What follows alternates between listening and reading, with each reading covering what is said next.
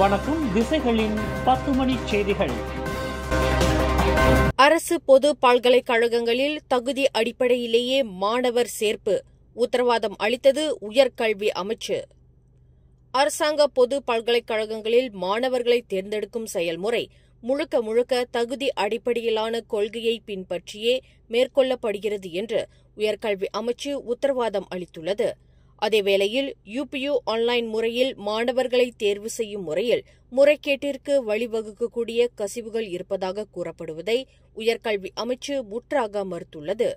2025-2026 ஆண்டுக்கான பொது பல்கலைக்கழகங்களில் மாணவர் சேர்ப்புக்கு யுபியு ஆன்லைன் முறையின் கீழ் 1,09,866 விண்ணப்பங்கள் பெறப்பட்டன. இவற்றில் 78,883 பேர் அல்லது 71.8% இளங்கலை பட்டப்படிப்பிற்கு இடங்கள் வழங்கப்பட்டுள்ளதாக உயர்கல்வி தலைமை இயக்குநர் பேராசிரியர் அஸ்லீண்டா அஸ்மான் கூறினார். பல்கலைக்கழகங்களில் மாணவர் சேர்க்கையானது அனைத்து தகுதியுள்ள மனுதாரர்களையும் உள்ளடக்கியதாகும். மிக உயர்ந்த தகுதி முதல் குறைந்த தகுதி வரை வரிசைப்படுத்தி மாணவர்கள் தேர்வு செய்யப்படுகின்றனர் என்று இன்று நடைபெற்ற செய்தியாளர்கள் கூட்டத்தில் அவர் விளக்கம் அளித்தார். 4.00 என்ற ஒட்டுமொத்த தரப்புள்ளி சராசரியான CGPA பெற்று பொது பல்கலைக்கழகங்களுக்கு விண்ணப்பிக்கும் அனைத்து STPM அல்லது அதற்கு நிகராக மாணவர்களுக்கு பட்ட படிப்பிற்கான இடங்கள் கட்டாயம் வழங்கப்படும் என்று உயர்கல்வி அமைச்சு உறுதியளித்திருப்பதாக பேராசிரியர் அஸ்லீண்டா கூறினார். முன்னாள் பிரதமர் டத்தோஸ்ரீ நஜீப் துன் ரசாக்கை நீதிமன்றத்தில் சந்தித்த மாய்கா தலைவர்கள் பாரிசான் நேஷனலிலிருந்து வெளியேறப் போவதாக தெரிவித்துள்ளனர் என்று ஊடக செய்திகள் கூறுகின்றன. நஜீப் சம்பந்தப்பட்ட வழக்கு நேற்று கோலாலம்பூர் உயர் நீதிமன்றத்தில் நடைபெற்றது. அப்போது நீதிமன்ற வளாகத்தில் டத்தோஸ்ரீ நஜீப்பை மாய்காவின் தேசிய தலைவர் தான்ஸ்ரீ SA விக்னேஸ்வரன் தலைமையிலான மாய்கா தலைவர்கள் சந்தித்தனர். அச்சந்திப்பில் மாய்கா பாரிசான் நேஷனலை விட்டு வெளியேற தயாராக உள்ளது என அவர்கள் கூறியதாக தகவல்கள் வெளியாகியுள்ளன. ஸ்லாங்கூர் மோரிப் கடற்கரையில் அமைந்துள்ள போர் நினைவுச் சின்னத்தை பாதுகாத்து மாநில பாரம்பரிய தலமாக அரசிதழில் வெளியிட வேண்டும் என்று மனிதவளம் மற்றும் வறுமை ஒழிப்பு துறைக்கான ஆட்சிக்குழு உறுப்பினர் வி. பாப்பாராயுடு முன்மொழிந்துள்ளார். 2ஆம் உலகப் போரின் இறுதிக் கட்டங்களில் அதாவது 1945 ஆண்டு ஆபரேஷன் ஜிப்பர் நடவடிக்கையின் போது மோரிப்பில் தரையிறங்கிய வீரர்களின் பாரம்பரிய தருணத்தை நினைவு கூறும் வகையில் இந்த நினைவுச் சின்னம் கட்டப்பட்டது. மலேசிய ஆயுதப்படை இந்திய வீரர்கள் சங்கத்தின் ஸ்லாங்கூர் பாரு பிரிவு ஏற்பாடு செய்த 80வது ஆண்டு நினைவு விழாவில் உரையாற்றிய பாப்பராய்டு 2ஆம் உலகப் போரில் பிரிட்டிஷ் இந்திய துருப்புகள் செய்த தியாகங்களை நினைவுகூறும் ஒரு சக்தி வாய்ந்த நினைவூட்டலாக இந்த நினைவுச் சின்னம் விளங்குகிறது என்றார். இதனால்தான் இந்த நினைவுச் சின்னம் பராமரிக்கப்பட்டு மாநில பாரம்பரிய தலமாக அரசிதழில் வெளியிடப்பட வேண்டும் என்று நான் பரிந்துரைக்கிறேன். இதன் வழி வரலாற்று சிறப்புமிக்க ஆபரேஷன் ஜிப்பர் நடவடிக்கை மற்றும் நமது வீரர்களின் தியாகங்கள் எதிர்கால சந்ததியினரால் எப்போதும் நினைவு கூறப்படும் என்றார் அவர். பந்திங்கில் உள்ள மோரிப் கடற்கரையில் நடைபெற்ற இந்நிகழ்வில் நேபாளம் மற்றும் இந்தியா தூதர்கள், கொலைலாங்கா நகராண்மை கழக உறுப்பினர்கள், முன்னாள் ராணுவ வீரர்கள், படை வீரர்களின் குடும்பங்கள் மற்றும் உள்ளூர் சமூக உறுப்பினர்கள் கலந்து கொண்டனர். கடந்த செப்டம்பர் 7ஆம் தேதி பினாங்கிலுள்ள பினாங்கு மாக்மண்டேன் தமிழ் பள்ளியில் நடைபெற்ற குடும்ப விழாவில் பகான் நாடாளுமன்ற உறுப்பினர் லிம்கான் எங் கலந்து கொண்டு நிதியுதவி வழங்கியுள்ளார். இவ்விழாவில் லிம்கான் எங்குடன் பகான் டலாம் சட்டமன்ற உறுப்பினர் குமரன் கிருஷ்ணனும் கலந்து கொண்டார். இதுகுறித்து குமரன் கிருஷ்ணன் தனது முகநூல் பக்கத்தில் வெளியிட்டுள்ள தகவலில் லிம்கான் எங் தலைமையில் நடைபெற்ற இக்குடும்ப விழா மிக சிறப்பாக நடைபெற்றது என்றும் இவ்விழாவில் பள்ளியின் உள்கட்டமைப்பை மேம்படுத்துவதற்காக லிம்கான் எங் 96,000 ரிங்கிட் நிதியுதவி வழங்கியதாகவும் குறிப்பிட்டுள்ளார். இப்பள்ளிக்கு ஏற்கனவே கடந்த ஜூலை மாதம் பினாங்கு மாநில தமிழ் பள்ளிகளுக்கான சிறப்பு நடவடிக்கை குழு சார்பில் 1,60,000 ரிங்கிட்டிற்கான காசோலை வழங்கப்பட்டுள்ளது என்றும் குமரன் கிருஷ்ணன் நினைவு கூர்ந்தார். எந்தவொரு காரணத்தையும் சொல்லாமல் தனது நிறுவனத்தின் வங்கிக் கணக்குகளை முடக்கியிருக்கும் மலேசிய ஊழல் தடுப்பு ஆணையமான SPRM நடவடிக்கை குறித்து வர்த்தகர் ஒருவர் தனது அதிருப்தியையும் ஏமாற்றத்தையும் உள்ள குமுறலையும் வெளிப்படுத்தியிருப்பது மிகுந்த கவன ஈர்ப்பாக மாறியுள்ளது.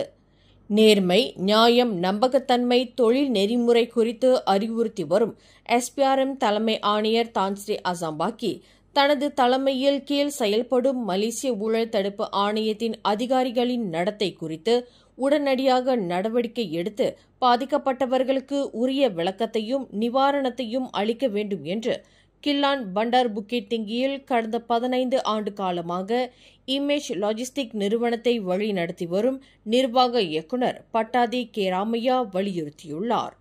விரல் விட்டு எண்ணக்கூடிய உரிமைகளை கொண்டுள்ள இந்தியர்களின் லாஜிஸ்டிக் வியாபாரத்தில் நடவடிக்கை என்ற பெயரில் விசாரணை உண்மையிலேயே நடைபெறுகிறதா அல்லது மற்றவர்கள் தூண்டிவிட்டதன் பேரில் நடவடிக்கை எடுக்கப்பட்டுள்ளதா என்பது குறித்து அசாம்பாக்கி விளக்கமளிக்க வேண்டும் என்று 48 வயதான பட்டாதி என்ற பார்த்திபன் வலியுறுத்தியுள்ளார். விசாரணையின் போது எல்லா நிலைகளிலும் ஒத்துழைப்பு வழங்கி கோரப்பட்ட அனைத்து பத்திரங்களும் விளக்கங்களும் வழங்கப்பட்ட பின்னரும் தம்முடைய வங்கி கணக்குகள் முடக்கப்பட்டதற்கான காரணத்தை விளக்காமல், கேட்கப்பட்ட கேள்விகளுக்கும் பதில் அளிக்காமல், அனுப்பப்படும் மின் அஞ்சலுக்கும் எதிர்வினையாற்றாமல் இருக்கும் SPRMின் செயல் தம்மை வெகுவாக பாதிக்க செய்துள்ளதாக பட்டாதி குறிப்பிடுகிறார். கடந்த ஆகஸ்ட் 18ஆம் தேதி SPRMஐ சேர்ந்த 3 அதிகாரிகள் மற்றும் ஒரு சுங்கத்துறை அதிகாரி என 4 தமது நிறுவனத்தின் அலுவலகத்திற்கு வந்ததாக பட்டாதி கூறுகிறார். முதல்ல என்ன கேட்டாங்கன்னா, உங்களோட பிசினஸ் மாடல் என்ன அப்படின்னு கேட்டாங்க. நான் எக்ஸ்பிளைன் பண்ண என்னோட பிசினஸ் மாடலை, என்னோட கம்பெனி ப்ரெசன்டேஷனை, கம்பெனி ப்ரொஃபைலை எல்லாத்தையும் ப்ரெசென்ட் பண்ணிட்டு நாங்கள் லாஜிஸ்டிக் கம்பெனி இது நாங்கள் செய்வோம் அப்படின்னு எல்லாம் எக்ஸ்பிளைன் பண்ணோன்னே அப்புறம் வந்து one of them requested auditor report. அப்புறம் சொன்னால் எங்களோட ஃபைனான்ஸ் டைரக்டர் இருக்காங்க, நீங்கள் அவங்கள்ட்ட போய் கேளுங்க அப்படின்னு அவங்க பக்கத்து ரூமில் இருக்காங்க. போய் ஃபைனான்ஸ் டைரக்டர் வந்து என்னென்ன டீட்டெயில்ஸ் வேணும் ஃபைனான்ஸை பற்றி நீங்கள் என்ன ஆனாலும் நீங்கள் எடுத்துக்கலாம், பிகாஸ் ஏன்னா வந்து எங்களுக்கு வந்து மறைக்கிறதுக்கு எதுவுமே இல்லை அப்படின்னு நான் நேராக அவங்கள்ட்ட நான் சொன்னேன். அதே மாதிரி போனாங்க, எல்லா டாக்குமெண்ட்டும் கேட்டாங்க, பென் டிரைவ்ல வந்து டவுன்லோட் பண்ணிட்டாங்க. அப்போ என்னோட பிஸ்னஸ் பற்றி எக்ஸ்பிளைன் பண்ணேன், நான் என்ன ப்ராசஸஸ் செய்கிறேன், என்ன மாதிரி கிளைண்ட்ஸ் வச்சுருக்கேன், என்ன மாதிரி ப்ராடக்ட்ஸ் நான் வந்து மூவ் பண்ணுறேன், இதெல்லாம் எக்ஸ்பிளைன் பண்ணோன்னா எல்லாம் எக்ஸாம் பண்ணிட்டாங்க. எல்லாம் எக்ஸாம் பண்ணிக்கலாம். அந்த காலகட்டத்தில் தான் வந்து என்னோட ஃபைனான்ஸ் டைரக்டர் முழுமையான விளக்கங்களை வழங்கிய பின்னரும் நியாயமான காரணங்களின்றி எனது நிறுவனத்தின் 2 வங்கி கணக்குகளை செயல்பட விடாமல் SPRM முடக்கியிருப்பது எனது தொழிலின் நிதி வளத்தை வெகுவாக பாதித்துள்ளது என்று பட்டாதி கூறுகிறார். எதற்காக தனது நிறுவனத்திற்கு SPRM அதிகாரிகள் வந்தார்கள் என்பது குறித்து இதுநாள் வரை விளக்கம் அளிக்கப்படவில்லை. அனைத்து ஆவணங்களும் ஒப்படைக்கப்பட்டும் ஒரு தலைபட்சமாக வங்கி கணக்குகளை SPRM முடக்கியிருப்பது எந்த வகையில் நியாயம் என்று பட்டாதி கேள்வி எழுப்பியுள்ளார். இது தொடர்பாக கடந்த செப்டம்பர் 5ஆம் தேதி பண்டமாரன் போலீஸ் நிலையத்தில் பட்டாதி புகார் அளித்துள்ளார். நேபாள் அரசுக்கு எதிராக அந்நாட்டு இளைஞர்கள் நடத்தி வரும் போராட்டம் கலவரமாக மாறியதைத் தொடர்ந்து அந்நாட்டில் இருக்கும் மலேசியர்கள் அல்லது அந்நாட்டிற்கு பயணம் மேற்கொண்டுள்ளவர்கள் விழிப்பாக இருக்கும்படி விஸ்மா புத்ரா அறிவுறுத்தியுள்ளது. நேபாள் நாட்டின் அதிகாரிகள் வழங்கக்கூடிய பாதுகாப்பு வழிகாட்டுதல்களை பின்பற்றவும் அதிகாரப்பூர்வமான வழிகளில் வழங்கப்படும் தகவல்களை பெறவும் மலேசியர்கள் வலியுறுத்தப்பட்டுள்ளனர். தலைநகர் காட்மண்டுவில் ஏற்பட்டுள்ள கலவரத்தில் எந்தவொரு மலேசியரும் பாதிக்கப்பட்டதாக இதுவரை தகவல் இல்லை என்று தெரிவிக்கப்பட்டுள்ளது.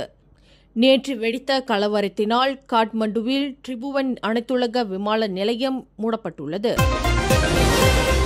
தாய்லாந்து முன்னாள் பிரதமரும் பெரும் செல்வந்தருமான தக்ஷின் ஷினவாத்ரா ஓராண்டு சிறையில் இருக்க வேண்டும் என்று அந்நாட்டு உச்ச நீதிமன்றம் இன்று தீர்ப்பளித்துள்ளது. 2023ஆம் ஆண்டு சிறை தவணையை தக்ஷின் மருத்துவமனையில் கழித்தது சட்டவிரோதம் என்று தாய்லாந்து உச்ச நீதிமன்ற நீதிபதி தெரிவித்தார். மருத்துவமனையில் இருந்த நாட்களை சிறை காலமாக கருத முடியாது என்று அவர் குறிப்பிட்டார். தாய்லாந்து அரசியல் களத்தில் கடந்த 20 ஆண்டுகளாக அசைக்க முடியாத சக்தியாக விளங்கிய தக்ஷின் குடும்பத்திற்கு தற்போது அடுத்தடுத்து அடி விழுந்துள்ளது. தீர்ப்பு அறிவிக்கப்படும்போது தக்ஷின் நீதிமன்றத்தில் இருந்தார். சில நாட்களுக்கு முன்புதான் தக்ஷினின் மகள் பேத்தாங்தான் ஷினவாத்ரா தாய்லாந்து பிரதமர் பதவியிலிருந்து நீக்கப்பட்டார். 76 வயதான தக்ஷின் 2001ஆம் ஆண்டு தாய்லாந்து பிரதமராக பொறுப்பேற்றார். அதன் பின்னர் 2005ஆம் ஆண்டு மீண்டும் பிரதமராக தேர்ந்தெடுக்கப்பட்டார். ஆனால் ராணுவ புரட்சியால் அவரது ஆட்சி கவிழ்க்கப்பட்டது. தாம் தங்கியிருந்த ஹோட்டலின் 4வது மாடியிலிருந்து கீழே விழுந்து அந்நிய நாட்டு பெண் மரணமுற்றார். இந்த சம்பவம் இன்று அதிகாலை 3:32 மணியளவில் ஜோஹர் பாரு பர்ஜயா வாட்டர்ஃப்ரண்ட் ஹோட்டலில் நிகழ்ந்தது. அந்த பெண் 4வது மாடியிலிருந்து 1வது மாடியில் உள்ள கூரை மீது விழுந்து கடும் காயங்களுக்கு ஆளாகி சம்பவ இடத்திலேயே மாண்டதாக லக்கின் தீயணைப்பு மீட்பு நிலைய தலைவர் நகீஷ் நக்மாட் தெரிவித்தார். 25 வயதுடைய அந்த பெண்ணின் உடலை மீட்பதற்கு ALP இயந்திரம் பயன்படுத்தப்பட்டதாக அவர் குறிப்பிட்டார். கடந்த வாரம் பொர்டெக்சன் தஞ்சோங்காகா சுங்கைலிங்கி மேம்பாலத்தில் கார் ஒன்று ஆற்றில் விழுந்து உயிரிழந்த 8 மற்றும் 9 வயதுடைய சிறார்கள் இஸ்லாமியர்களே என்று உறுதி செய்யப்பட்டது. ஷரியா உயர்நீதிமன்றம் இதனை உறுதி செய்துள்ளதாக நகரி சம்பிலான் மாநில போலீஸ் தலைவர் டத்தோ அல்சஃப்னி அமாட் தெரிவித்தார். அண்ணனும் தங்கையுமான அந்த 2 சிறார்களுடன் காரில் இருந்த அவர்களின் தந்தையும் ஒரு பெண்ணும் கைது செய்யப்பட்டு தடுப்பு காவலில் வைக்கப்பட்டுள்ள வேளையில் அந்த சிறார்களின் மதத்தை கண்டறிவதில் சிக்கல் ஏற்பட்டது. இந்நிலையில் அவர்கள் இஸ்லாமியர்கள் என்று உறுதி செய்யப்பட்ட நிலையில் இஸ்லாமிய முறைப்படி அவர்களின் உடல்கள் அடக்கம் செய்யப்படும் என்று டத்தோ அல்சஃப்னி குறிப்பிட்டார். கடந்த மாதம் தனது நாட்டை சேர்ந்த 9 பேரை நாட்டிற்குள் கடத்தி வந்ததாக 2 பாகிஸ்தான் ஆடவர்கள் கிளாந்தான் கோத்தபாரு செஷன்ஸ் நீதிமன்றத்தில் இன்று குற்றஞ்சாட்டப்பட்டனர்.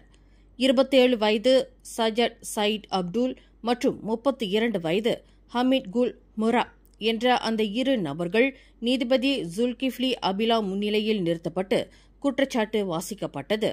கடந்த ஆகஸ்ட் 13ஆம் தேதி மாச்சங் கொலக்கரை சாலையில் டொயோட்டா அவன்சா வாகனத்தில் 20க்கும் 30க்கும் இடைப்பட்ட வயதுடைய 9 பாகிஸ்தான் பிரஜைகளை கடத்தி வந்ததாக அவர்களுக்கு எதிராக குற்றச்சாட்டு கொண்டு வரப்பட்டுள்ளது.